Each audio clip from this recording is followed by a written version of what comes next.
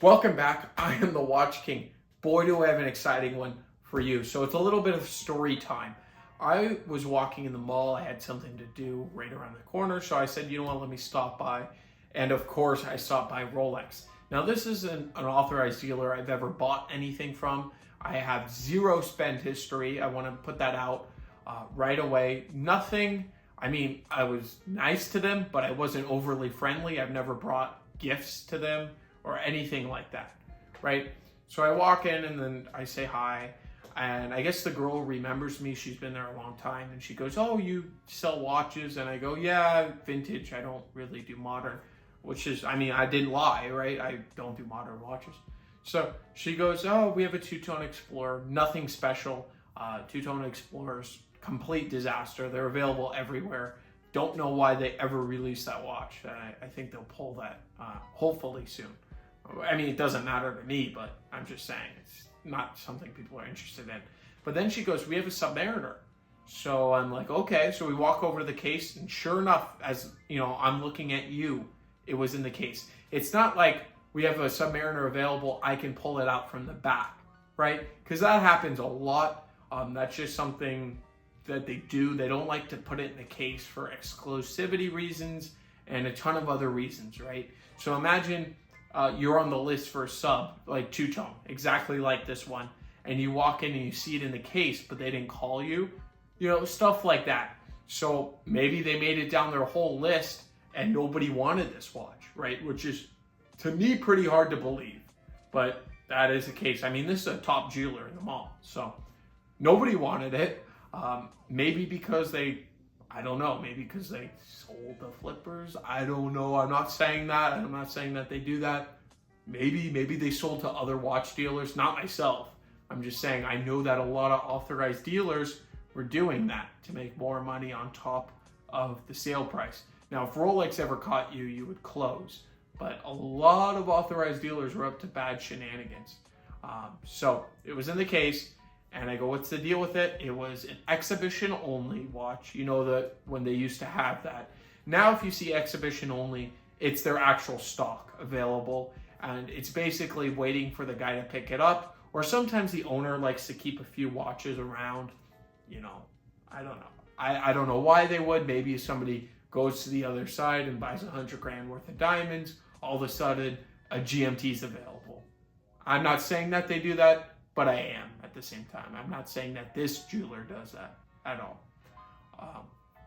But sure enough, it was in there, and you know, took pictures, whatever. And I, to me, modern watches aren't anything cool or special. It's a mass production watch. We're talking millions of watches, even in two-tone, even in solid gold. These watches, I mean, they're made incredible, right? They are made to the top level. I own 2 modern watches, but they have a story behind them and they have a reason. It's not like I go to the mall and suddenly, oh, there's a sub, I'm going to buy it. I mean, you know, it's not in my interest for that. So to conclude our video, whoever bought, when I told all my clients, I advised, even in the videos, advised never pay over retail.